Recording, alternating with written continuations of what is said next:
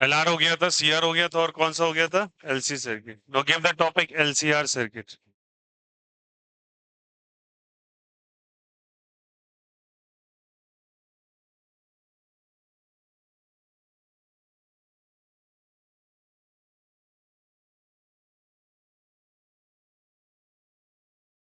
LCR circuit.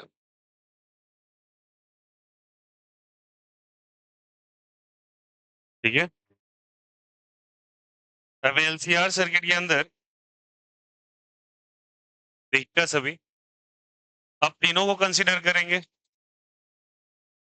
Inductor को, capacitor को, और किसको जल्दी बताओ? रजिस्टर को. इंडक्टर को, कैपेसिटर को, और क्या चीज को जल्दी बताओ? रजिस्टर को. इंडक्टर, कैपेसिटर और resistor.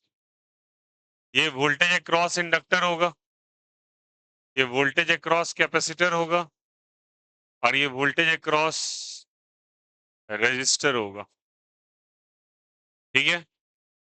अब ये तीनों वोल्टेजेस आपने लगाए, तो मान लो ये सीरीज कॉम्बिनेशन में था, सो कहेंगे सीरीज LCR. क्या कहेंगे बोलो इसको? Series LCR.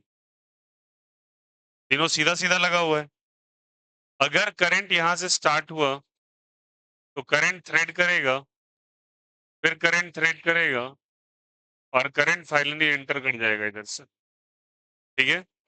तो करंट तीनों में एंटर किया और वापस से रिटर्न होके आ गया. तो ये सीरीज LCR है. अब देखो इसमें कंडीशंस क्या क्या हो सकते हैं.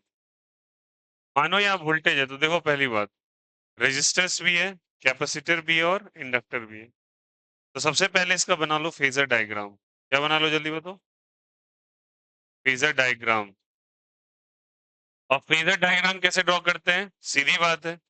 बताओ यार, यहाँ पे पहले रजिस्टर का ले लो. अगर मैं कंसीडर कर लेता हूं कि ये मेरे लिए अगर करंट का डायरेक्शन है, तो क्या यही वोल्टेज अक्रॉस रेजिस्टर भी होगा? बोलो क्यों? क्योंकि वो दोनों का डायरेक्शन सेम होता है ना. इन दोनों में फेज एंगल का वैल्यू कितना? 0. अगर ये केस है तो बताओ ये वाला VL हो सकता है क्या? वोल्टेज अक्रॉस इंडक्टर, जो कि कितना डिग्री आगे? जल्दी बोलो. 90 डिग्री आगे. और आगे तो कैसे आगे? Anti clockwise. और करंट आगे होता है VC में, तो VC को किधर बना दोगे बताओ? नीचे. नहीं होगा. Voltage of capacitor is 90 degree पीछे, या करंट 90 डिग्री आगे होता है वोल्टेज अक्रॉस कैपेसिटर से. और आगे तो कैसे आगे? एंटी क्लॉकवाइज आगे, 90 डिग्री आगे. बोलो हाँ या ना. ये डायग्राम परसों भी बनाया था. तो मैंने सारे LR CR और LC को कंबाइन कर दिया. That's it. आया नहीं आया? तो ये क्या बन गया बोलो? LCR. अब LCR में दो कंडीशंस. अगर ये इंडक्टिव LCR है, तो बताओ इंडक्टिव LCR का मतलब? इंडक्टर सुपरपोज कर रहे हैं, तो voltage across inductor is greater than voltage across क्या चीज? कैपेसिटर. अगर ऐसा है तो बताओ बड़ा कौन है? L, और ये क्या है? छोटा. छोटे वाले को पलटी मार देते हैं क्या? तो ये VC किधर चला जाएगा? ऊपर. ऊपर जाके ये क्या बन जाएगा? प्लस से माइनस, प्लस से. और जैसे ये माइनस हुआ तो ऊपर VL था, ये माइनस हो गया, तो VL माइनस VC. क्या हो जाएगा? VL minus VC. आ जाएगा बच्चा आपका VL माइनस VC. उम्मीद करता हूँ पुराना लेक्चर समझ में आ रहा हो. तो इसके लिए हमको दो चीज निकालना पड़ता है: net voltage, net resistance. Net voltage, net resistance. Net voltage को V नेट लिखते हैं, नेट रेजिस्टेंस को Z लिखते हैं. और Z को बच्चा इंपीडेंस कहते हैं. क्या कहते हैं उसको? पढ़ाया था. अब बताओ, अगर VL माइनस VC आ गया, तो V नेट में डायरेक्टली लिख रहा हूँ यहाँ पे, और उम्मीद करता हूँ सभी को समझ में भी आ जाएगा. बताओ, पाइथागोरस लगाने कहा था. ये पलटी मारेगा तो ऊपर जाके क्या हो जाएगा? VL minus VC. VL minus क्या हो जाएगा? VC.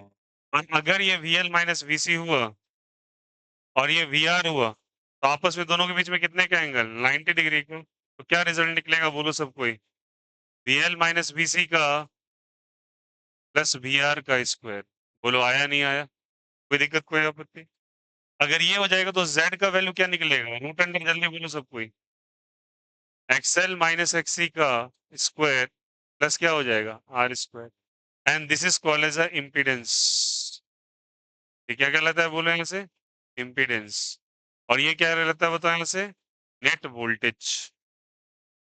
This is called as a impedance and this is called as a net voltage. ये नेट वोल्टेज और ये इम्पीडेंस निकल गया। तो ये जेड का वैल्यू निकला, अरे यहाँ पे एक्सएल, यहाँ पे एक्सी और यहाँ पे आर, बताया था ना। वोल्टेज की जगह उसका रेजिस्टेंस लिख लो एक्सएल, वोल्टेज की जगह उसका रेजिस्टेंस एक्सी और यहाँ पे क्या चीज R. Resistance due to capacitor कहलाता है XC, resistance due to inductor कहलाता है एक्सएल, और वो क्या कहलाता है आर। लिख लिया, जेड का वैल्यू आ गया। एज सिंपल एज इजी, कोई दिक्कत कोई आपत्ति, ये आ गया। अब ये चीज आ गया आपका, तो ये हम लोगों ने कौन सा पढ़ा जल्दी बताइए, इंडक्टिव एलसीआर। और अगर मुझे इसी में लिखना पड़ता कैपेसिटिव एलसीआर, क्या लिखना पड़ता जल्दी बताओ यहाँ से, कैपेसिटिव एलसीआर। और अगर कैपेसिटिव एलसीआर लिखना पड़ता तो सोच के बताइए, यहाँ वीनेट का वैल्यू आप क्या लिखेंगे बोलो। वीनेट का वैल्यू लिखेंगे रूट अंडर, जल्दी बोलो सब कोई, वीसी माइनस वीएल का whole square plus VR square. Z का वैल्यू क्या लिखेंगे root under XC minus XL का होल स्क्वायर प्लस क्या हो जाएगा आर स्क्वायर। That's it. जहां सी है वहां सी, जहां एल है वहां एल, लिखते चलो, कोई दिक्कत यहाँ से। कहा इसका इम्पीडेंस ट्रायंगल बना दो, इसका इम्पीडेंस ट्रायंगल बनाना है, इसका इम्पीडेंस ट्रायंगल ऐसे बन जाएगा, ये एंगल फाई मान लो, के सामने एक्सएल माइनस एक्सी मान लो, और इसको क्या मान लो आर, बताया था ना, perpendicular square plus base square is equal to Z, ये जेड आ गया। अब tan फाई का वैल्यू क्या हो जाएगा यहाँ से बोलो सब कोई, tan फाई का value XL minus XC by क्या चीज आर, परपेंडिकुलर बटा बेस। वही चीज फॉलो करते जा रहे हैं बच्चा, एक एक सर्किट में चीज ऐड होते जा रहा है बस। और यहाँ पे वही इंपिडेंस अगर ड्रॉ करना है तो बोलो, यहाँ अगर इंपिडेंस ट्रायंगल ड्रॉ करना है बोलिए सभी कोई। ट्रायंगल अगर बनाना है तो क्या करेंगे, पेंडिकुलर की जगह एक्सी माइनस एक्सएल बाई क्या हो जाएगा आर, ये क्या हो जाएगा फाई, ये क्या हो जाएगा सेट। तो tan फाई बराबर क्या हो जाएगा बोलो, बोलो बोलो सब कोई, एक्सी माइनस एक्सएल बाई क्या चीज आर, हो गया लो। यहाँ तक कोई दिक्कत कोई आपत्ति, आया सबको समझ में। चलिए, अब अगर हमको करंट मैक्सिमम करना हो, करंट क्या करना हो जल्दी बताइए, मैक्सिमम करना हो,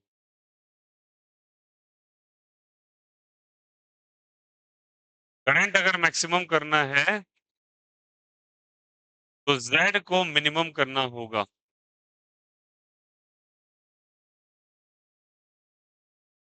करंट अगर मैक्सिमम करना है तो Z को क्या करना पड़ेगा, मिनिमम। करंट मैक्सिमम करना है तो Z को क्या करना पड़ेगा, मिनिमम। और अगर Z मतलब क्या हुआ, Z का एक्चुअल मीनिंग क्या होता है बोलो तो, इम्पीडेंस, क्या मतलब होता है इसका, ये एक्चुअली रेजिस्टेंस है, ये क्या है बोलो, रेजिस्टेंस। ये एक्चुअली होगा रेजिस्टेंस। यहाँ पे रेजिस्टेंस किसका पढ़ रहे हैं आप, एलसीआर सर्किट का, किसका पढ़ रहे हो, रेजिस्टेंस ऑफ क्या जल्दी बताइए, एलसीआर। और अगर हम इसको मिनिमम कर दें तो ये मैक्सिमम हो जाएगा क्या, मेरा काम है करंट को मैक्सिमम करना। तो जेड को मिनिमम कैसे करें, ये स्क्वायर टर्म है ये भी स्क्वायर टर्म है, इसको मिनिमम करने के लिए इसको जीरो करना पड़ेगा क्या। तो एक्सी माइनस एक्सएल के स्क्वायर को क्या कर दो जल्दी बताओ, zero. This implies XC minus XL का वैल्यू किसके बराबर हो जाएगा, जीरो हो जाएगा। तो एक्सी का वैल्यू किसके बराबर आ जाएगा बोलो, एक्सएल के बराबर। ऐसा क्यों किया देखो यार, ये वाले टर्म को जीरो करना पॉसिबल, अगर तुम इसको जीरो कर दिए तो ऑब्वियस सी बात है किसी स्क्वायर का जीरो जीरो हो जाएगा। ये तुम जीरो कैसे कर दोगे, ये जीरो करने का मतलब तुम्हारा कंसेप्ट ही हट गया, तुमने आर को ही रिमूव कर दिया ना, तो तुम्हारा सर्किट बन गया सी, तुम पर सी आर, तो ये तो जीरो हो ही नहीं सकता ना। चलो सोचो तो सही है यार, ये जीरो का मतलब क्या होता है, स्टडी खोल के हटा दिया तुमने, बेसिक कंसेप्ट एनसीआर का बचा कहाँ जब आ ही नहीं है।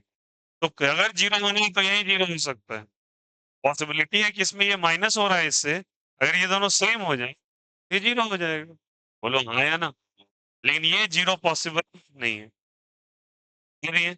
अगर ये आ गया तो बताओ सभी कोई, एक्सएल की जगह क्या लिखेंगे बोलो यहाँ से, एक्सी की जगह ओमेगा सी, बोलो हाँ या ना, क्या लिखेंगे, sorry omega C, one by omega C, याद आया, वन बाय ओमेगा सी। और इसकी जगह ओमेगा एल क्या लिखेंगे बोलो, ओमेगा, बताए थे ना, बोलो यार। अब इसको निकालना है तो कैसे लिखेंगे बोलो सब कोई, यहाँ से एल और सी को एक साथ ले आओ, ओमेगा क्रॉस मल्टीप्लाई कर दो तो ओमेगा स्क्वायर हो जाएगा, तो ओमेगा स्क्वायर बराबर क्या हो जाएगा, वन बाई एल सी। तो ओमेगा बराबर क्या हो जाएगा 1/√अंडर क्या हो जाएगा 1/√अंडर क्या हो जाएगा LC. This is called as the angular frequency. कौन सा फ्रीक्वेंसी कहलाता है एंगुलर फ्रीक्वेंसी। ठीक है। और फ्रीक्वेंसी का वैल्यू हम लोग क्या लिखेंगे फर्दर 2πf क्या लिखेंगे बोलो 2πf इज इक्वल्स टू 1/√अंडर क्या हो जाएगा एलसी। तो फ्रीक्वेंसी बराबर 1/2π√अंडर क्या हो जाएगा बोलो आया नहीं आया कोई दिक्कत कोई आपत्ति। यहाँ से लिखेंगे 2πf एफ का वैल्यू क्या हो जाएगा 1/2 क्या हो जाएगा एलसी। ये जो फ्रीक्वेंसी आया है निकल के बच्चा इस फ्रीक्वेंसी का नाम एक स्पेशल नेम होता है। इसे हम लोग कहते हैं रेजोनेटिंग फ्रीक्वेंसी। बोलो सब कोई क्या बोलते हैं रेजोनेटिंग फ्रीक्वेंसी। मीनिंग बताता हूँ अभी इसका। तो देखो ना किताबों में इसको एफ आर लिख देते हैं। R stands for resonance R stands for resonance. कहानी समझिए आप एलसीआर सर्किट जब ड्रा करते हो तो कहीं ना कहीं यूज केस इसका आता होगा हाँ आता है। चलिए आपने कभी कई बार देखा होगा मॉल में स्टेशंस पे या कहीं आप ऐसे जगह एंटर करते हैं जहां पे कुछ चीज को सेंसिटिव वेपन्स को या सेंसिटिव इंस्ट्रूमेंट्स को ले जाना वहां पे एलाउड नहीं होता है। बाहर लिखे रहते हैं कि भैया ये सब चीजें लेके मत जाओ छुरी चाकू वगैरह लेके मत जाओ because you can going to penetrate something. अगर आपके आप मनसा खराब है उसके प्रति तो कुछ करोगे तो मॉल्स के बाहर वो लगा देते हैं। एक्चुअली रेजोनेटिंग सेंसर्स होते हैं। When you enter that sensor मान के चलो कोई वेपन आप कैरी कर रहे हो तो वो पूरा का पूरा सर्किट का एक रेजोनेंस में चला आता है। अभी बताते हैं इसका मीनिंग कैसे होता है चलो फील करना थोड़ा बात। एक्सएल का वैल्यू किसके बराबर है बोलो ओमेगा एल। एक कॉइलिंग की रहती है उन सर्किट्स के बीच में। मान के चलो शॉपिंग मॉल से कोई चीज आप लोग रख के अपने मान के चलो ऐसा किया आपने कि शॉपिंग मॉल में एक टी शर्ट पहना आपने और आपने ध्यान नहीं दिया उसके बारकोड लगा था पीछे और सोचा कि चलो अंदर ही तो टी शर्ट है और ऊपर से जैकेट डाल ली उसमें निकल जाएंगे। वो पासेस थ्रू इट ऐसे लोग करते भी है कई बार। और once you passes through it वो बीपिंग साउंड देना चालू करता है। और बीपिंग साउंड अगर देगा क्यों बीपिंग साउंड देगा बिकॉज उसके अंदर माइक्रोचिप सेंसर्स लगे होते हैं हर कपड़े के ऊपर। जैसे आप पास हुए और देखते हो वहां पे वो चेक भी करता है कि भैया बिल नहीं है चेक करेगा। तो जैसे आप इनकेस पास हुए वहां से तो आप जो चीज लेके पास हो रहे हो उसके सेंसर्स जो होते हैं वो उसके कॉइल के साथ कोरिलेट हो जाते हैं। मतलब ये जो कॉइल का डेटा है वो बढ़ जाता है और इतना बढ़ जाता है कि आपस में दोनों मैच करने लगते हैं कैपेसिटर्स में लगे रहते हैं उसके अंदर।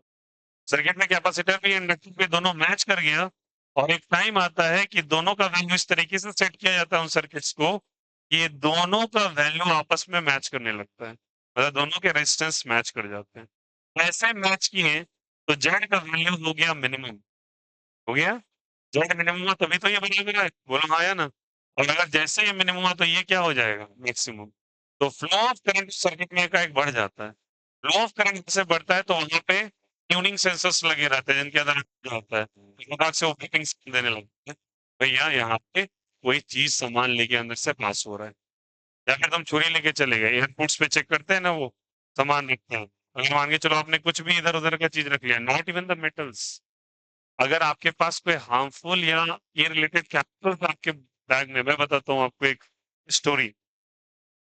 इस बार मैं जब बैंगलोर जा रहा था मैं पटना एयरपोर्ट पे जब पास किया तो मुझे नहीं पता था पीछे मेरे पास कुछ दवाइयां रखी रह गई थी और वो दवाइयां लेटेस्ट वो सर दर्द की दवाइयां थी। जैसे मैं क्रॉस कर रहा था मुझे नहीं ध्यान रहा मैंने खाया और मैं उसको ऐसे करके नॉर्मली इस पॉकेट में रख के चला गया फिर याद नहीं रखता है कभी कभी चला गया। अब जब मैं चेक कर रहा था वो एकाएक मेरे को ऐसे करके जैसे वो पीछे से जाते जाते मेरे पीछे वाले पॉकेट में पहुंचा बस बीप करने लगी। अभी चौंक गया भाई ऐसा कौन सा सामान मेरे पास रह गया। जब निकाल के देखी तो वहां पे 2 टैबलेट्स मैंने मेडिकल शॉप से लिए थे वो टैबलेट्स वहां पे प्रेजेंट था इसको डिटेक्ट करूंगा। तो मैंने बोला इसको ले जा सकते बोला हाँ ले जा सकते बट बैग में रख लीजिए। तो दिखाना पड़ा मुझे उसको टैबलेट में ऐसी कोई खराबी नहीं होती नहीं तो इन केस अगर कोई हार्मफुल केमिकल या ड्रग्स रहा तो डिटेक्ट कर लेगा इसीलिए वो बीप किया। मान के चलो कोई ड्रग्स का पैकेट लेके चला गया ठीक ना। या मान के चलो ऐसा मान लेते हैं कि द थिंग इज दैट उसको क्या कहते हैं इसको मॉर्फिन होते हैं ड्रग्स का नाम होता है और उसको क्या कहते हैं हेबिस्कस गांजा उसको लेके चले गए आप। Hibiscus is not allowed in India. उसको एल्गोरिदम ऐसा सेट किया जाता है कि इन सब चीजों को वो डिटेक्ट कर लेता है सारे हार्मफुल केमिकल्स को। और उसमें आर्टिफिशियल इंटेलिजेंस का थोड़ा तरीका रहता है अच्छा वाला ऐसे छोटे-मोटे केमिकल्स भी चेक करो। बस इसलिए देखते हो उस जितने भी मैकेनिक थिंग इवन कि आपका पर्स सब खोल के एक बकेट में रखना पड़ता है, वो अलग से पास होता है, एक्स-रे मशीन से। बैंक लगा रहता है, वो पास हुआ सब कुछ खुलवा देगा वो। बैंक खुलवा देगा, शूज़ खुलवा देगा, मतलब कोई मेटालिक नहीं, पर्स भी। सब कुछ आप खोल के एक बकेट में रखो, वो पास होगा पहले, वहाँ डिटेक्ट करेगा और आपके बॉडी पार्ट पे चेक किया जाएगा। और इंटरनेशनल लॉन्च पे अगर आप जा रहे हैं, जैसे करके मैं मलेशिया एयरपोर्ट से जब आ रहा था चेन्नई की तरफ, तो वहाँ पे तो भाई अलग ही कड़ी सिक्योरिटी थी। वहाँ पे मतलब थोड़ा-सा भी डिटेक्ट हुआ, तो आपको स्पेशली रूम में ले जाएँगे, फिर जाके आपको चेक कराएँगे। इवन कि कई जगह इतने ज़्यादा रिस्ट्रिक्शंस है कि ज़्यादा अगर आपको लग गया, दिक्कत है, तो वो स्पेशली लेडी पुलिस आएगी, अगर लेडीज़ हैं तो जेंट्स पुलिस आएँगे, अगर जेंट्स हैं तो ले जाएँगे, फिर कचरा खुलवा के देखेंगे क्या पॉसिबल है। द रीज़न इज़ दैट कुछ लोग ऑपरेट करा के अपने बॉडी के अंदर इम्बेड करा लेते हैं ड्रग्स, इम्पोर्ट कराने के लिए। इसमें देखो ये गलत वे नहीं है, it's a way of the security ना। अब मान के चलो ड्रग्स का अच्छा खासा कितने लोग ऐसे होते हैं कि अपने स्टोमक के अंदर ऑपरेट करा के वैकेंट स्पेसेस में किलो भर का ड्रग्स लेके जाते हैं। अब किलो भर का ड्रग्स का कीमत सर्टेन करोड़ है। ऑपरेट करा के क्या कर देंगे? तब भी इवन कि उनको चेक कर लिया जाता है, फिर से उनका ऑपरेशन करवा के निकलवा लिया जाता है। क्योंकि उनकी गलती नहीं है ना। कस्टम ड्यूटीज़ में कल के दिन आप खुदा करें कि सेलेक्ट हो गए बड़े एग्ज़ामिनेशन में कस्टम ऑफिसर आप बने। उस दौरान आपको ये स्टेप्स लेना पड़ेगा। अगर आप लेडीज़ हैं, जेंट्स हैं, कोई मतलब नहीं है। इक्वली वैलिड वहाँ पे कुछ लेडीज़ पुलिस भी काफ़ी ज़्यादा प्रोफेशनल्स होती है। उनको कोई फ़र्क नहीं पड़ता, इनसे ऑपरेशन नॉर्मल बात, बॉडी मरा हुआ ये वो दिस दैट नॉर्मल बात है। तो ये बात का वहाँ पे होता है। तो वहाँ पे रेज़ोनेटिंग सर्किट का इस्तेमाल किया जाता है in order to enhance the magnitude of the current, ताकि डिटेक्ट कर सकें। वहाँ पे लिखा रहता है ना, छुरी चाकू ले जाना मना है। एटीएम गेट्स के ऊपर लिखा रहता है। क्यों लिखा रहता है भाई? एटीएम के अंदर आप सब लोग पैक से कुछ निकाल सकते हो ना उसका। इस कारण से लोहे की चीज़ें अलाउड नहीं रहती वहाँ पे। और एयरप्लेन में तो कोई कटलरीज़ अलाउड नहीं है। अच्छा, एयरप्लेन के अंदर मरकरी अलाउड नहीं है, थर्मामीटर्स अलाउड नहीं है। रीज़न बताता हूँ उसके पीछे। जो शीट्स का बना होता है ना एल्यूमीनियम का सरफेस एयरप्लेन का, उसमें मरकरी अगर डाल दिया जाए, मान के चलो 2 से च ज़्यादा नहीं कह रहा हूँ, 20 से 25 एमएल अगर मरकरी छिड़क दिया जाए, तो पूरे के पूरे मेटल प्लेन के ना ऊपर सरफेस को खाना चालू कर देगा वो। किसी तरीके से अगर कांटेक्ट में आ गया तो। मरकरी कंज्यूमेबल होता है, मतलब दूसरे मेटल्स को अपने अंदर घोलते चला जाता है अमाल्गम बनाने के लिए। इसलिए मरकरी इज़ नॉट अलाउड, लिखा भी रहता है, कैरिंग द मर्क्यूरी और thermometer is not allowed in plane. ऐसे करके जब कभी आप ट्रैवल करें, उनके इंस्ट्रक्शंस को देख लीजिएगा, अलाउड नहीं होता। क्या शराब अलाउड है भैया? हाँ, wine is allowed, wine is not restricted. Bihar में रिस्ट्रिक्शंस है, हमारी मानसिकता ऐसी बन गई है कि शराब ले जाना अलाउड नहीं है, बट शराब ले जाना अलाउड होता है। आप ले जा सकते हो, इवन कि बड़े-बड़े इंटरनेशनल लॉन्च पे ड्यूटी फ्री शराब के बॉटल्स रखे रहते हैं, महँगे-महँगे। जैसे मेरे दोस्त में उसकी भाई की शादी थी, तो उसने पूरा का पूरा एक बकेट ऐसे फिल कर लिया था, लाइक खाली करके। तो वहाँ पे ड्यूटी फ्री मिल गई, तो 20% टैक्सेशन रेट से कम। तो बोला चलो एक काम करते हैं, सारा ऐसे यूज़ होगा शादी में, तो यहीं से ले जाते हैं, इंटरनेशनल लॉन्च से पैक कराया था। Is it okay? चलो। Cigarette is allowed, smoking zone होता है। हर एयरपोर्ट में स्मोकिंग ज़ोन है। ना स्मोकिंग ज़ोन बना है, जैसे रेलवे स्टेशन पे नहीं होता, एयरपोर्ट के अंदर चेक इन अगर हो गया, तो सिगरेट का डब्बा अलाउड होता है। आप जाके अगर किसी को स्मोकिंग करना है, कर लो, बट गांजा is not allowed. Cannabis is basically obstructed, वो आप गांजा लेके नहीं ले जा सकते।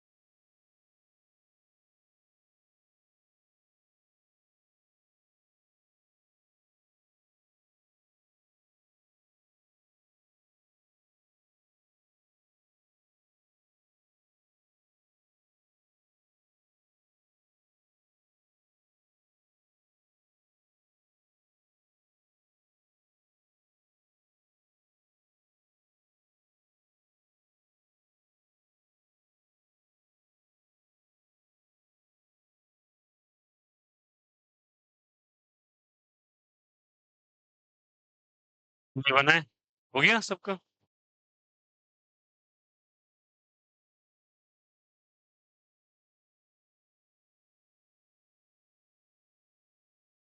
तो resonating frequency is the frequency where the current become maximum, resistance become minimum. Resistance जहाँ पे मिनिमम हो जाता है, करंट क्या हो जाता है? Maximum, that is called as a resonating frequency.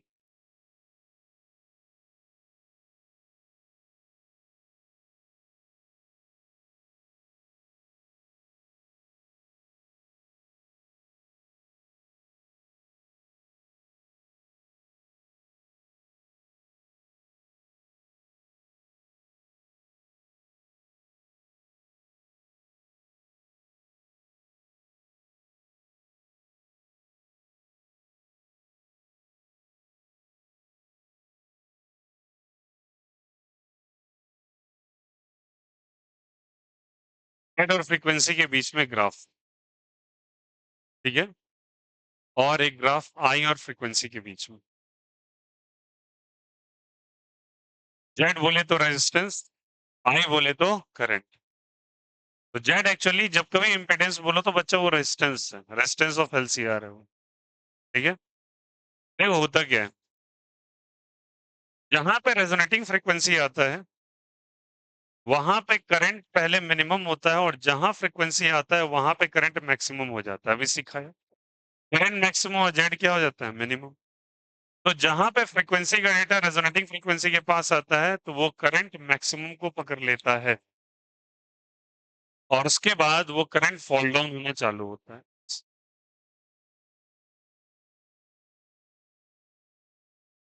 F का वैल्यू किसके बराबर है? रेजोनेटिंग फ्रीक्वेंसी के बराबर, ठीक है। यहाँ जो एफ का डेटा लिया है, यहाँ से मान लो ये एफ का वैल्यू F2 है और यहाँ का एफ का वैल्यू F1 है, ठीक है। तो ये F2 का value greater than resonating frequency है, और यहाँ पे F1 का value less than resonating frequency. बोलो आया ना?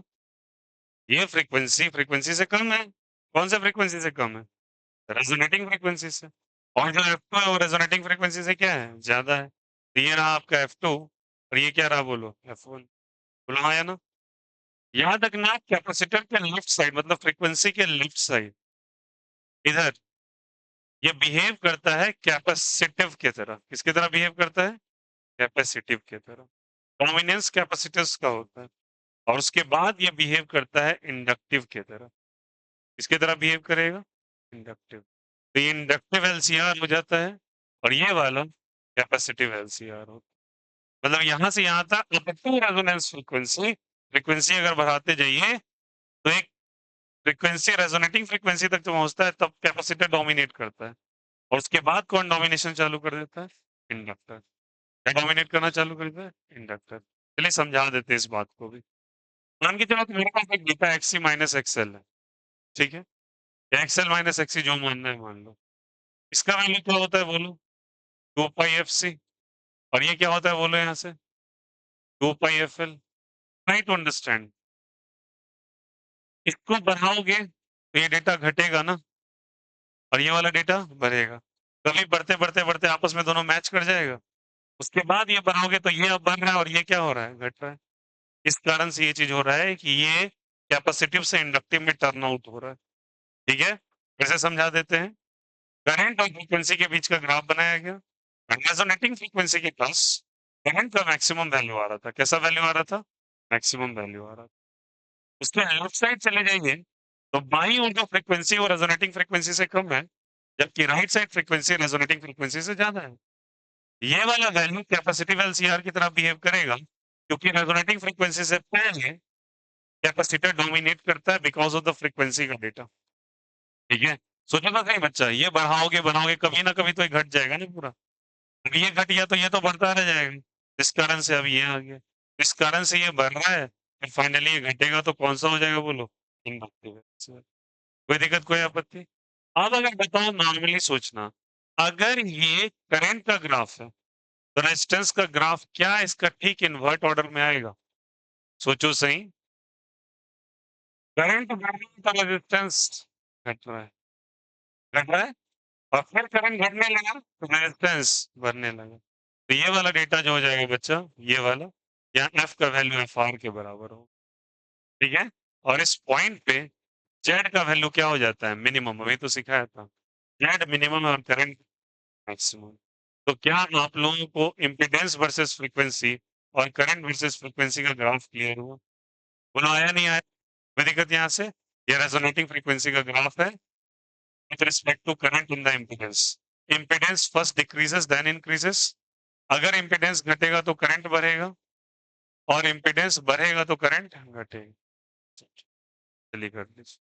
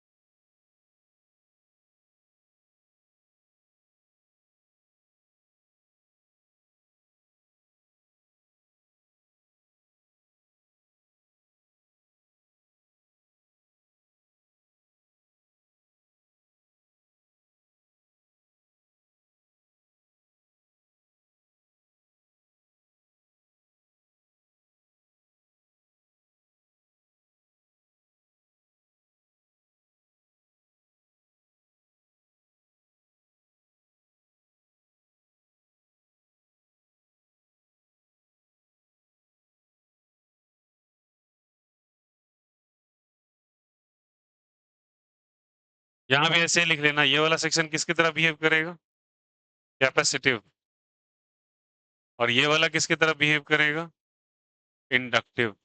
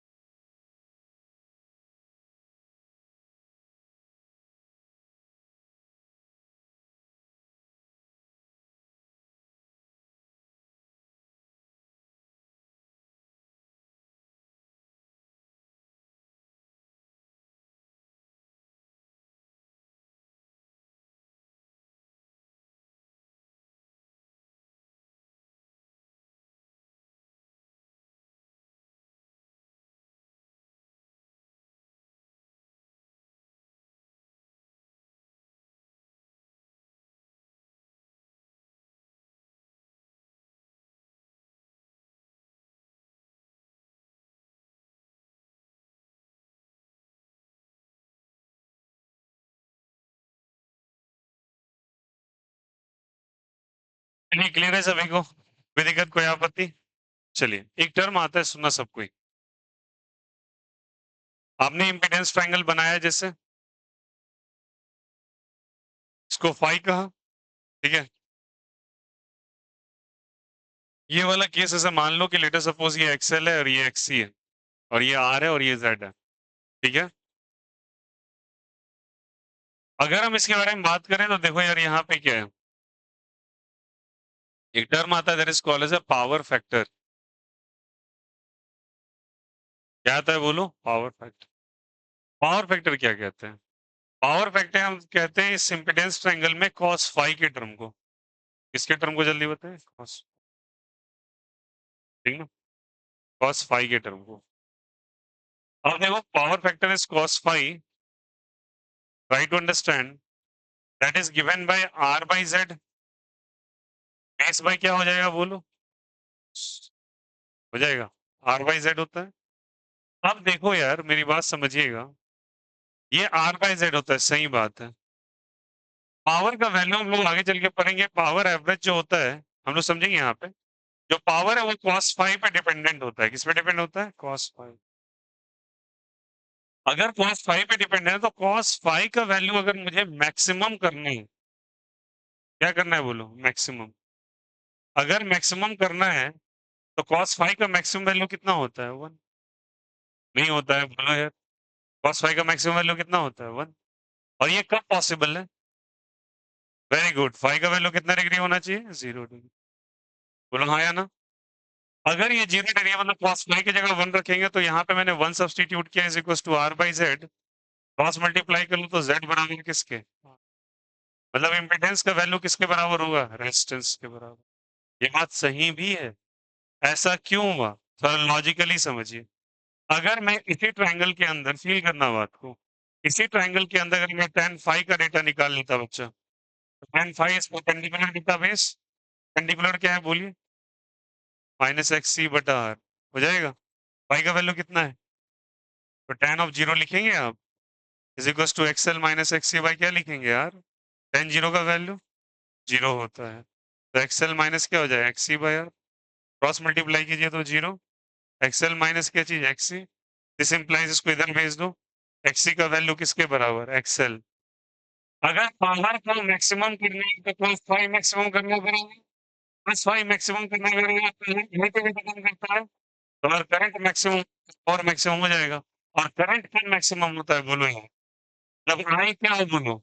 मैक्सिमम, और जेड क्या हो? मिनिमम। यही तो केस था। बोलो आया नहीं आया? अगर मुझे पावर को मैक्सिमम करना है, किसी बल्ब को काफी तेज से जलाना है, अच्छे से वर्क कराना है, तो करंट ज्यादा फ्लो करा दो उधर से। करंट अगर मैक्सिमम हो गया तो जेड क्या हो जाएगा? मिनिमम। और ये तभी पॉसिबल है जब एक्सी का वैल्यू किसके बराबर है? Capacitive reactance is equal to, समझ में आया यहाँ से? And this term is called as, कौन सा फैक्टर कहलाता है बोलो? Power factor. कोई दिक्कत यहाँ से? The power factor is that factor which decides the power in LCI circuit. और ये क्या होता है बोलो? cos phi. cos phi is the ratio of R by Z, base बटा हाइपोटेन्यूज। मुझे इसको मैक्सिमम करना है, मैक्सिमम वैल्यू कितना? 1। कब पॉसिबल है? 0 डिग्री पे है, तो 1 बराबर आर बाय जेड, तो आर का वैल्यू किसके बराबर? जेड के बराबर। tan phi is equals to xl minus xc by क्या हो जाएगा? r। phi की जगह क्या रख देंगे? 0। तो tan जीरो का value xl minus xc by r, cross multiply xl minus xc is equals to 0, xc is equals to क्या हो जाएगा? xl। i का वैल्यू मैक्सिमम और z का वैल्यू क्या हो जाएगा? i का वैल्यू मैक्सिमम और z का वैल्यू क्या हो जाएगा? मिनिमम। ये चीज होगा। कोई दिक्कत कोई आपत्ति? That term is called is a power factor. क्या कहलाता है ये? Power factor. किसी को कोई दिक्कत? Is the concept is clear? Power factor फिर से बोलो किसको कहते हैं? इस टर्म को पावर फैक्टर कहते हैं, cos फाई को। और cos फाई का वैल्यू किसके बराबर होता है? आर बाय जेड को। अगर मुझे पावर को मैक्सिमम करना पड़ेगा तो क्या करना पड़ेगा बोलो? cos फाई को मैक्सिमम या मिनिमम? मैक्सिमम। तो मैक्सिमम वैल्यू कितना होता है? फाई के वैल्यू कितने पे? 0 पे। और साथ ही साथ आई का वैल्यू मैक्सिमम और जेड का वैल्यू।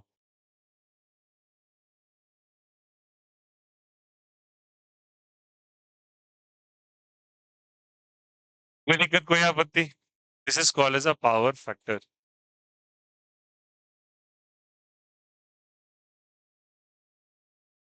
उम्मीद करता हूँ सबको समझ में आया होगा। कोई दिक्कत?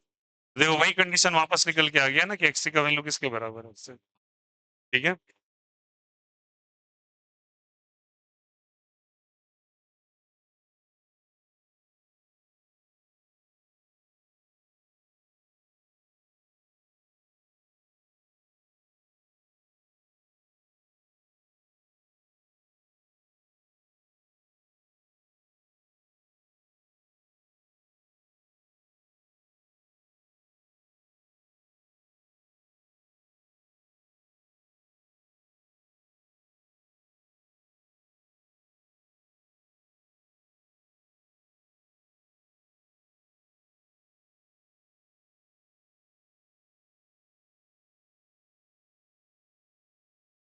उल्टे कर लीजिए फिर क्वालिटी फैक्टर पड़ता है।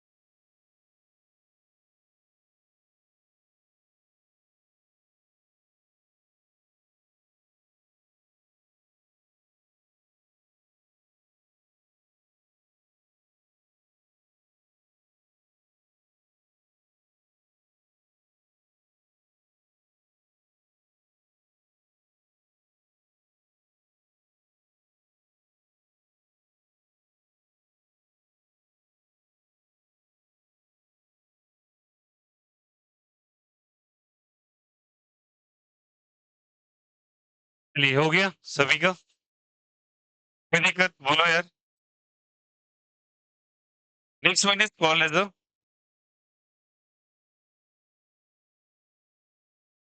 पावर फैक्टर आया, बोलो। ठीक है, now give the term quality factor.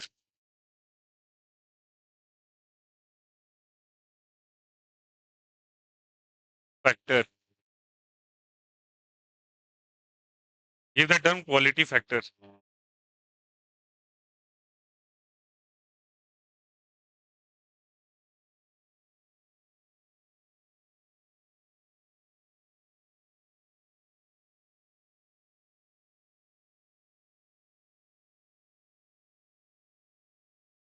सुनिएगा सब कुछ। क्वालिटी फैक्टर, क्वालिटी फैक्टर क्या है?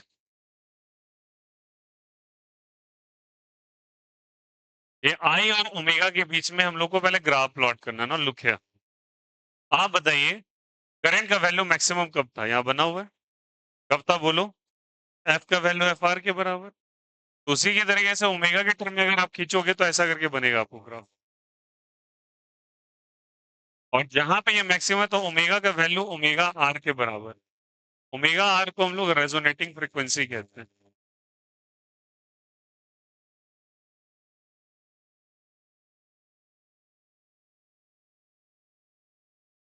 ठीक है, और रेजोनेटिंग कौन सा फ्रीक्वेंसी? Angular frequency. अब मान के चलो यहाँ पे करंट का वैल्यू कहीं ना कहीं मैक्सिमम था तो इसको आई नॉट लिख लो। ठीक है, अब समझिएगा कहीं ना कहीं करंट का वैल्यू मान के चलो यहाँ आई नॉट बाय रूट टू हो गया। आई नॉट बाय रूट टू याद है तुम्हें? कौन सा डेटा है ये बोलो तो? आरएमएस का वैल्यू। किसका वैल्यू जल्दी बोलो? आरएमएस। अब मैं इसको डॉटेड लाइन बनाया यहाँ पे। ठीक है, अब बताओ जहां पे रूट मीन स्क्वायर करंट है वहां पे ओमेगा का दो वैल्यूज आएगा ना। आपको दो जगह इंटरसेक्ट कर रहे हैं क्या? एक बार रेजोनेटिंग फ्रीक्वेंसी के बाद, अच्छा ये रेजोनेटिंग फ्रीक्वेंसी, ये एंगुलर रेजोनेटिंग फ्रीक्वेंसी, ये कौन सा है बोलो? Angular resonating frequency. और ये वाला कौन सा है जल्दी बताओ? Resonating frequency. तो मान के चलो यहाँ पे एक वैल्यू निकला इसका ओमेगा वन, और यहाँ पे एक वैल्यू निकला ओमेगा टू। ओमेगा वन है वो लेस देन है रेजोनेटिंग फ्रीक्वेंसी के, और जो ओमेगा टू है वो ग्रेटर देन है रेजोनेटिंग फ्रीक्वेंसी के। ठीक है, omega two is greater than resonating frequency, omega one is less than resonating frequency. और यहां से यहां तक के बीच का जो डिस्टेंस है इसको हम लोग कहते हैं बच्चे डेल्टा ओमेगा। क्या कहते हैं इसको? Delta omega. कैसे डेल्टा ओमेगा समझा देते हैं।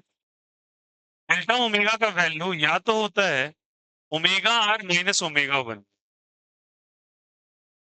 या फिर होता है omega two minus omega.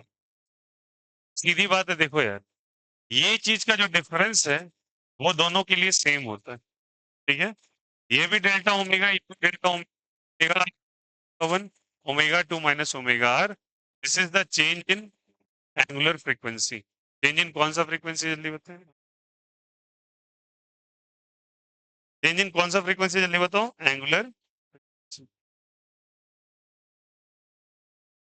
Change in angular frequency. तो क्वालिटी फैक्टर नाम का टर्म क्या होता है पहले ये समझते हैं। क्वालिटी फैक्टर कहता है, quality factor is given by omega R मतलब resonating frequency by two into delta omega. बोलो मेरे साथ सारे बच्चे क्या होता है बोलो?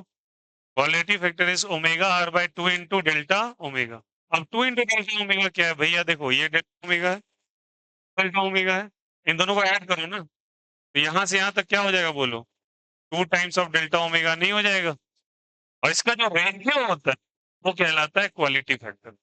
और what is the meaning of quality factor? मतलब मीनिंग क्या होता है इसका? ठीक है, सही बात है, ये होता है, ये डिसाइड करता है कि रेजोनेंस का क्वालिटी कैसा है। ठीक है, हो सकता है रेजोन मान के चलो दो सर्किट्स तुमने ट्यूनिंग वाली सर्किट्स बनाई। ठीक है, एक सर्किट में जब कोई क्रॉस करता है, कोई मान के चलो इलीगल सा सामान लेके, तो ऑब्वियस ही बात है उसकी ट्यूनिंग थोड़ी कम होती है, और एक में ट्यूनिंग काफी हाइप होती है, काफी ज्यादा होता है। तो बताओ बेहतर कौन है? जिसमें ट्यूनिंग सबसे ज्यादा है तो उसकी क्वालिटी ज्यादा अच्छी है। तो क्वालिटी सर्किट को डिसाइड करने के लिए जो फैक्टर रिस्पॉन्सिबल है that is basically called as a quality factor. And quality factor is given by the resonating frequency by two into delta omega. आगे चल के बच्चे इसको हम लोग बैंड विड्थ भी कहते हैं। क्या कहते हैं इसको जल्दी बोलो? Band width. कोई दिक्कत यहाँ से? ये कैसे निकालते हैं? चलो फिर से एक बार देख देते हैं, सारे बच्चे ध्यान देंगे इधर देखो। Focus here. आई का वैल्यू आई नॉट यहाँ मैक्सिमम पकड़ाया। ठीक है, मैक्सिमम तब हो सकता है जब रेजोनेटिंग फ्रीक्वेंसी हो। ग्राफ को ड्रॉ करना सीखे। और मैंने एक ऐसा डेटा सेलेक्ट किया nought by two times, I nought by two times what? Maximum value का रूट टू टाइम्स कम। मतलब ये कौन सा डेटा है बोलो यहाँ से? आरएमएस। और आरएमएस पे दो फ्रीक्वेंसीज आपको आई हैं, एक रेजोनेटिंग फ्रीक्वेंसी के पहले, एक रेजोनेटिंग फ्रीक्वेंसी के बाद। रेजोनेटिंग फ्रीक्वेंसी के पहले क्या है बोलो यहाँ से? Omega one. और उसके बाद क्या है बोलो? Omega two. आया क्या? तो ओमेगा 1 का जो डेटा है वो लेस देन रेजोनेटिंग फ्रीक्वेंसी और ओमेगा 2 जो ग्रेटर देन क्या है रेजोनेटिंग फ्रीक्वेंसी है। ठीक है? इनके बीच का जो डिफरेंस है बच्चे वो डेल्टा ओमेगा और यहाँ भी क्या जल्दी बताए डेल्टा ओमेगा। ये delta omega plus delta omega is 2 times of delta omega. Resonating frequency मतलब ये वाला फ्रीक्वेंसी। हाँ, ये जो डिफरेंस है उसका रेशियो ही है। इसी को हम लोग कौन सा फैक्टर कह देते हैं? क्यू फैक्टर या क्वालिटी फैक्टर। अब सोच के बताओ, अगर मैं किसी भी ग्राफ को जैसे बच्चा सोचो, अगर एक मान के चलो ऐसे अगर एक ग्राफ है, ठीक ना? अगर मैं इसको पिक कर रहा हूँ थोड़ा, ठीक है? तो मेरे फिंगर के बीच का डिफरेंसेस नजदीक आ रहा है। मैं इसको फिंगर के और इसका विड्थ बढ़ाते जाऊं तो बताओ पीक नीचे की तरफ आ रहा है ऊपर की तरफ? सीधी बात है कि अगर ग्राफ का विड्थ बढ़ा दिया जाए तो पीक पॉइंट कम हो जाएगा। पीक पॉइंट कम हो जाएगा तो करंट का वैल्यू भी तो अच्छा फ्रीक्वेंसी तो नहीं हुआ ना, क्योंकि करंट मुझे ज्यादा से ज्यादा चाहिए था वर्क कराने के लिए। तो फिर से फील कीजिएगा, अगर ग्राफ ऐसे है तो ग्राफ अगर पीक पॉइंट को पकड़ रहे हैं मतलब विड्थ कम हो रहा है, मतलब डिफरेंसेस कम हो रहे हैं। और अगर नजदीक दूर जा रहा है तो करंट डिक्रीज कर रहा है। और अगर करंट डिक्रीज कर रहा है तो रेजोनेंस का क्वालिटी घट रहा है। तो क्वालिटी फैक्टर इस बात पे निर्भर करता है कि ग्राफ का शार्पनेस कितना अच्छा है। जितना ज्यादा ग्राफ पिक वैल्यू को पकड़ेगा क्वालिटी उतनी अच्छी होगी, रेजोनेंस उतना अच्छा होगा। अगर उतना ग्राफ डाउनवर्ड फॉल करेगा तो क्वालिटी कम होगी और ग्राफ के अंदर करंट भी क्या होगा, कम होगा। तो अब आप बताइए खुद ही, अगर मैं इसी का एक ग्राफ और बना दिया ऐसा करके, चलो इसको नहीं करते, दूसरा बनाते हैं, गंदा हो जाएगा। ये तो हो गया ना सभी का। एक एक चीज बच्चा इसमें बहुत इंपॉर्टेंट है, ध्यान देके कीजिएगा। LCR is very important circuit. और आप शुरू से पकड़ के चलो, चैप्टर पूरा क्रोनोलॉजी में चल रहा है।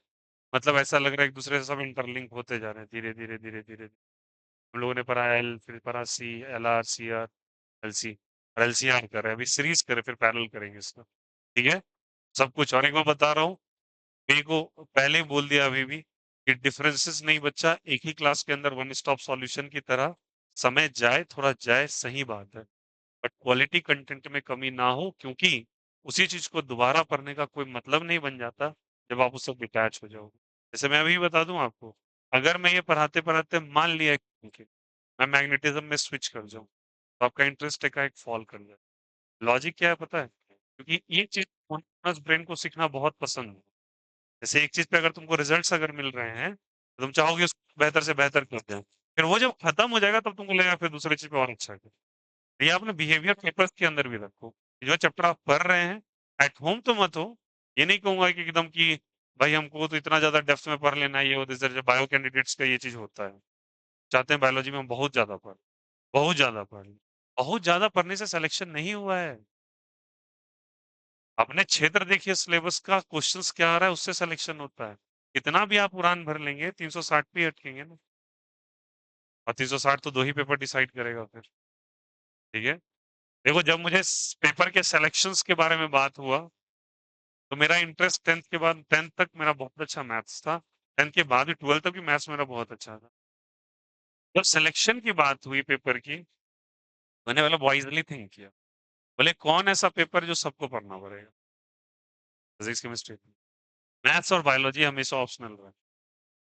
मैंने बोला अगर ये पेपर मेरा अच्छा हो जाए ना, मैं सारे सब तबके के बच्चे को डील कर पाऊँ। मैंने इस पे वर्क करना चालू कर। फिर एक टाइम पे ऐसा भी सेशन आया, सच बात बता, कल भी मैंने आपको बोला कि मैं सच में लगा कि मैं बहुत रॉन्ग कर रहा हूँ, शायद मुझे नहीं करना चाहिए था, I have to work from it. और बहुत सारे ऐसे कंडीशंस भी है, कभी कभी ऐसा एकदम पूरा स्पाइक वाला फील आता है, just close everything, just go away, चल जाओ दूसरे दुनिया। क्योंकि जहां तक मुझे कुछ चीज सजेस्ट किया गया है करने के लिए, उस फील्ड में ऐसा बोला गया तुम जाओ तो तुम शायद बहुत ज्यादा ऊपर निकल जाओ। कोशिश में है अब शायद शुरू हो जाए, लेकिन मैं ये नहीं कह रहा था। फिर मैंने सोचा नो, इस पे इतना वक्त लगा दिए, ऐसे कैसे उसको जाने दें। उसको करना है ठीक है, मैं टाइम लिमिट कर दूंगा, बट इतना बेस्ट कर दूंगा उसको लिमिटेड टाइम के अंदर ही कि जो भी पढ़े उसको इंटरेस्ट आए और वो बहुत अच्छा करे उस पेपर के। वॉक अवे करना is not a solution from anything. Rather आप एक अल्टरनेटिव रास्ता बनाओ उस चीज के लिए भी, कि आपको तकलीफ भी ना हो। जैसे होता है ना कि कभी-कभी आपको कभी-कभी फैमिली के अंदर कोई प्रॉब्लम चल रही है या बाहर कोई प्रॉब्लम चल रही है। तो आप सोचते हो मूव अवे कर जाते हैं, सबसे बेहतर तरीका है हट जाओ। It's not a solution. Be a balancing person in your life. आप अगर बैलेंस नहीं करेंगे तो आप भागेंगे ज़िम्मेदारियों से ना।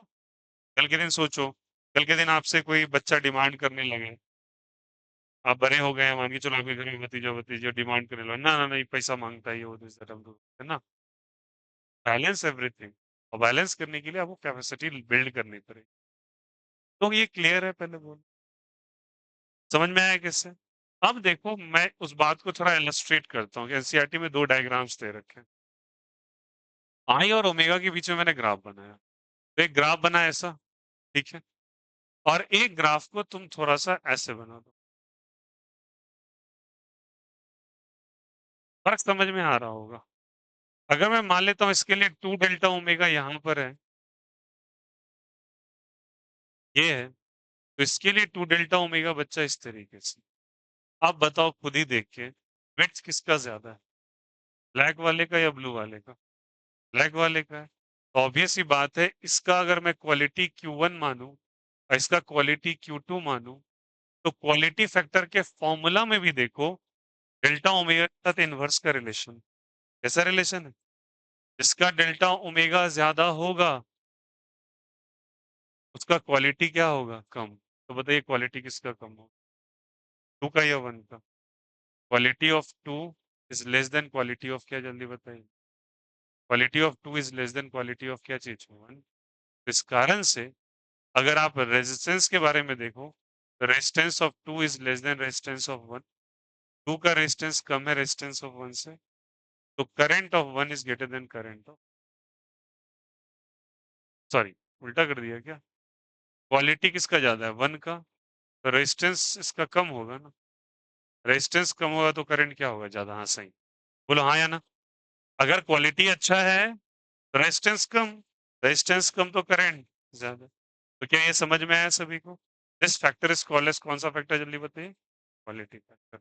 याद रहेगा? कोई दिक्कत, कोई आपत्ति? क्वालिटी फैक्टर को इस तरीके से रिप्रेजेंट करते हैं। अच्छा, quality factor is also given by देखो यार, Q factor is also given by ऐसे करके आप लिख सकते हो that is resistance of L और सी डिवाइडेड बाय आर। कुछ फॉर्मूला से बच्चे आपको क्राइम करने पड़ेंगे। रेजिस्टेंस ऑफ एल और सी, या तो एक्सएल ले लो या क्या ले लो, एक्ससी ले लो, इससे डिवाइड कर दो आर से। तो मैं अगर चाहूँ तो ऊपर एक्सएल ले सकता हूँ, तो एक्सएल बाय क्या हो जाएगा? आर। और एक्सएल का वैल्यू क्या होता है बोलो? ओमेगा एल बाय क्या हो जाएगा? ठीक है? क्योंकि क्वालिटी फैक्टर पढ़ रहे हैं, तो ध्यान रहे यहाँ ओमेगा आर बाय एल रखना। ओमेगा आर स्टैंड्स फॉर कौन सा? रेजोनेटिंग। ठीक है ना? यहाँ से क्वालिटी फैक्टर का value omega R by L और ये आर हो जाएगा। ठीक है? अगर आपने क्वालिटी फैक्टर को इन द टर्म्स ऑफ सी रखा, तो क्या हो जाएगा? 1 बाय ओमेगा सी बाय क्या हो जाएगा? आर। ये हो जाएगा 1 बाय ओमेगा सी की जगह क्या लिखेंगे? Omega C R. बोलो यार यस और नो? ये भी आपका रिजल्ट हो जाएगा quality factor. So these are all the results of the quality factor. These are all the result of what जब बताइए कौन सा फैक्टर जल्दी बताइए? Quality factor. तो quality factor is given by the ratio of rotating frequency by 2 delta omega and quality factor is also given by the resonating frequency मतलब सीधी बात याद रखना। रेजिस्टेंस ऑफ एल और सी डिवाइडेड बाय क्या चीज? Are. तो अगर आपको कुछ क्वेश्चन है, क्वेश्चन जब हम लोग पंच करेंगे तो सारा यूज केस आएगा। कोई दिक्कत? चलिए लिख लीजिए quality factor draw all the graph.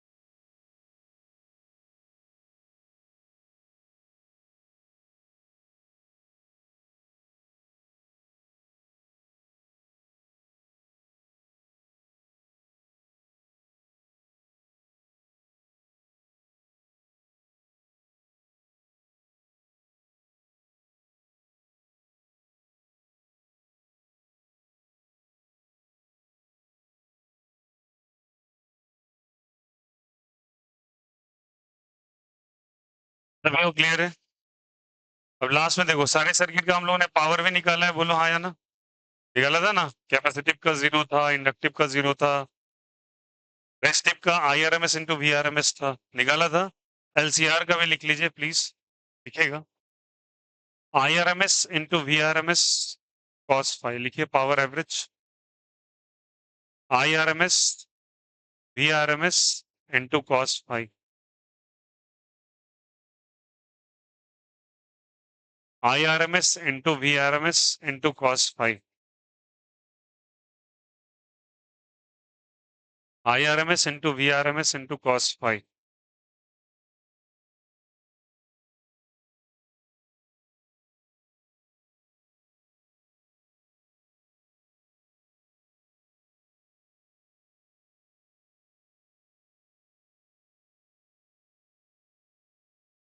Power dissipation लिखा है ना सब में, इसमें पावर डिसिपेशन ये आएगा। अब बताओ पावर डिसिपेशन रेजोनेंस में मैक्सिमम है या मिनिमम है? cos phi का वैल्यू कितने के बराबर है बोलो? 1 के बराबर। तो पावर डिसिपेशन क्या होगा बोलो?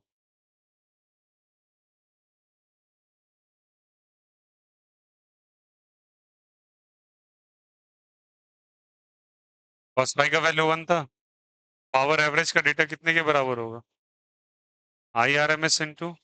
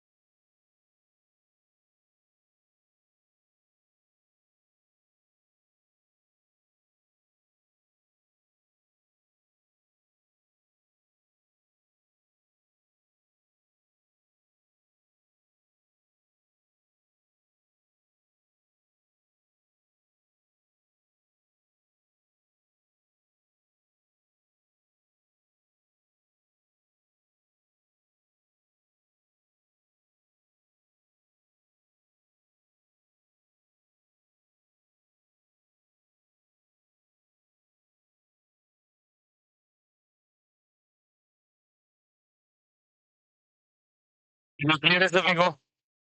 बोलो यार आ गया। Power dissipation is the next one is parallel LCR। Give the topic parallel LCR।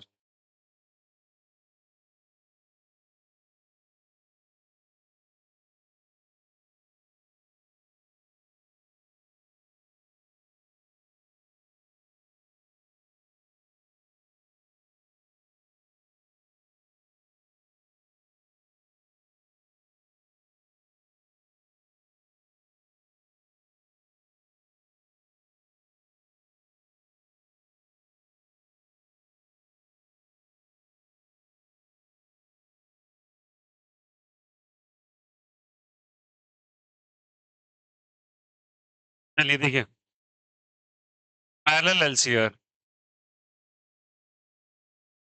कुछ बेसिक इंफॉर्मेशन दो। पैरेलल कॉम्बिनेशन में क्या सेम होता है बोलो? करंट और वोल्टेज। तो ये बात तो फिक्स है कि वोल्टेज अक्रॉस इंडक्टर कैपेसिटर और रेजिस्टर सेम आएगा डिफरेंट आएगा? सेम आएगा सब। तो अगर आप इसको बनाते हैं ऐसे करके, आपने इंडक्टर बनाया, सही बात है, कैपेसिटर बनाया, वो भी सही बात है, रेजिस्टर बनाया, वो भी सही बात है, फिर एक एक एसी सोर्स लगा दिया, लगा दिया, बोलो हाँ या ना। तो AC source is basically providing the current in all the 3 circuits.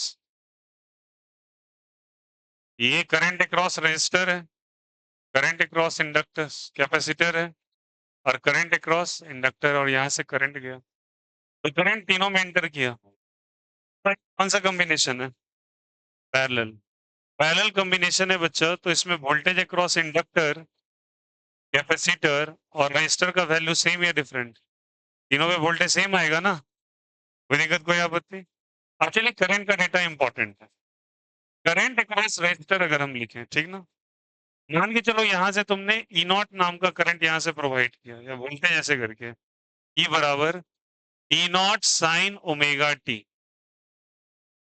ये तुम दिए, तो आई बराबर वी वाई आर, वोल्टेज तो सब पे सेम होगी, तो क्या लिखेंगे? ई बाय क्या लिखोगे यार, और ई की जगह क्या लिखोगे? ई नॉट बाय आर, और यहाँ पे क्या हो जाएगा? Sine omega. बोला आया नहीं आया? ठीक है, अब वाइजली थोड़ा करेक्ट करेंगे चीजों को। अगर आई ए क्रॉस एल लिखते हैं हम लोग इंडक्टर, ठीक है, इसमें जो करंट होगा बच्चे वो 5/2 एंगल पीछे होगा, है ना यार? इसमें वोल्टेज आगे होता है भाई, इसमें करंट आगे होता है, तो यहाँ पे तुम करंट निकाल रहे हो, तो करंट यहाँ पीछे होता है ना, वोल्टेज क्या होता है? आगे। तो लिखोगे साइन, सॉरी यहाँ पे लिखोगे एक्सएल ना, बोलो हाँ या ना, साइन ओमेगा टी माइनस 5/2। कितनों को ये बातें समझ में आई? फिर से, E nought is the voltage applied, XL क्या है? Resistance due to what? Inductor. Sine omega T minus 5/2 क्यों भाई? इसमें क्या पीछे होता है सर? इसमें क्या पीछे होता है? इंडक्टर में, इंडक्टर लिख रहे हैं, करंट पीछे होता है और वोल्टेज, तो करंट पीछे है ना, तो ओमेगा टी में माइनस करना पड़ेगा 90 डिग्री, आया समझ में? चलिए उसी तरीके से आईसी अगर लिखना पड़े तो क्या लिखेंगे आप बोलिए? ई नॉट लिखा, नीचे क्या लिखोगे बोलो? एक्स सी लिखोगे, साइन, बट करंट यहाँ आगे या पीछे? तो ओमेगा टी प्लस, बोलो आया नहीं आया? तो तीनों के करंट का एक्सप्रेशन आपको क्लियर हुआ? बोलो समझ में आई बात है? अब अगर इसका फेजर बनाया जाए, फेजर डायग्राम बनाया जाए इसका, ठीक ना, फेजर डायग्राम अगर बनाते तो मान के चलो करंट को ऐसे ले लिया, सॉरी ये मान के चलो हम लोगों ने लिया, तो वोल्टेज अगर हम लेंगे तो वोल्टेज तीनों का सेम या डिफरेंट? सेम या डिफरेंट? सेम। तो वोल्टेज तीनों का वीएल के बराबर, वीआर के बराबर, वीसी के बराबर, तो ये वोल्टेज अक्रॉस या फिर करंट अक्रॉस रेजिस्टर ऐसे मान लेते हैं, ठीक ना, करंट अक्रॉस क्या मान लेते हैं? रेजिस्टर। अगर करंट अक्रॉस रेजिस्टर मान लेते हैं और वोल्टेज, यार ऑब्वियस सी बात है, और करंट अक्रॉस रेजिस्टर के बीच में कोई फेज डिफरेंस नहीं होता, ये हो जाएगा।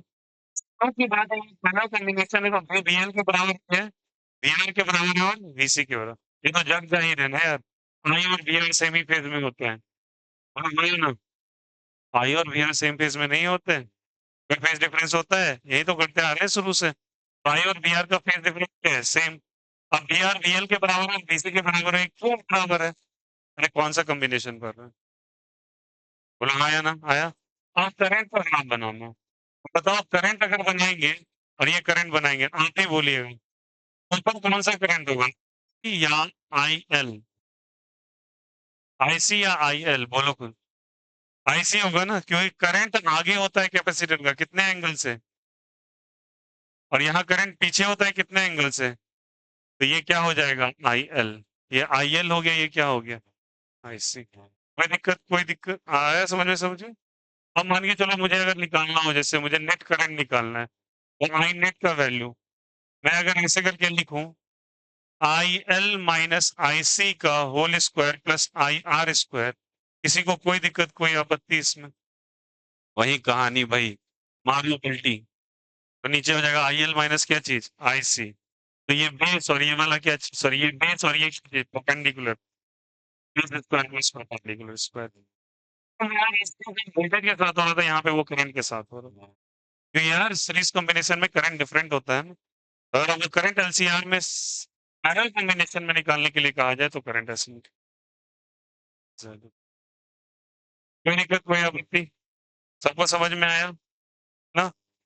उसके बाद फॉर्मूला होता है बच्चे एडमिटेंस का, इसका जल्दी बताओ एडमिटेंस का।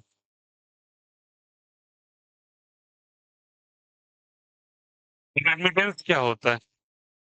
इम्पीडेंस का उल्टा एडमिटेंस कहलाता है, रेजिस्टेंस का उल्टा कंडक्ट होता है, तो इम्पीडेंस का उल्टा क्या कहलाता है?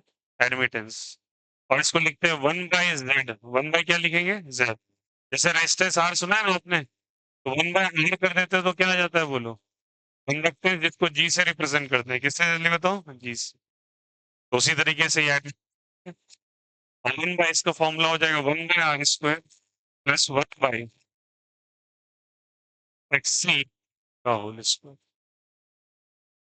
1/XL माइनस 1/, क्या चीज? होल।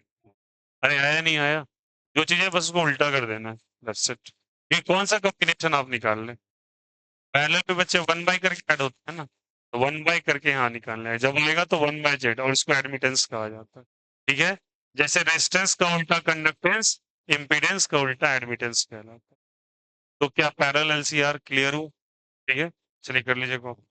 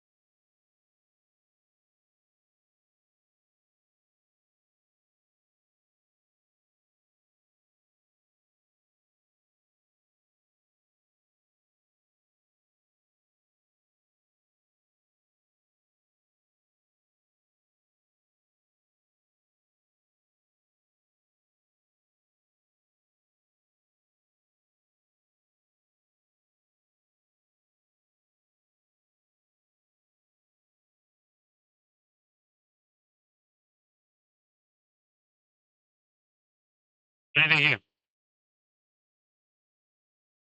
अब इसके लिए जेड और फ्रीक्वेंसी का ग्राफ बनाना है आपको।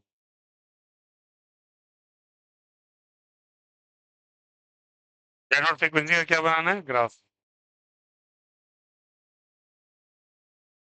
तो समझो यार यहाँ पे क्या होगा, जब रेजोनेटिंग फ्रीक्वेंसी होगा जेड का वैल्यू मैक्सिमम हो जाएगा। तो इस सीरीज में क्या हो रहा था? मिनिमम करंट क्या हो रहा था? मैक्सिमम आ जाएगा। वैसे याद रखना ये सेक्शन पूछने का चांसेस बहुत कम है, ठीक, ये कॉम्पिटिटिव एग्जामिनेशन में बहुत ज्यादा है। चल लिख लो, बोर्ड्स के लिए बोल रहा था। तो ये चैप्टर खत्म हुआ है, अब कुछ बचा हुआ है इसमें बस एक एलसी ऑसिलेशन वगैरह, बाद बाकी चैप्टर में ऐसा कुछ बचा नहीं है थ्योरेटिकल पॉइंट ऑफ व्यू।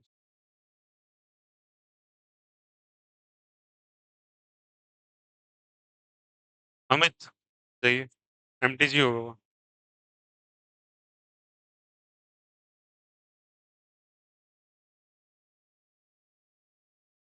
हो गया सभी का। चलो।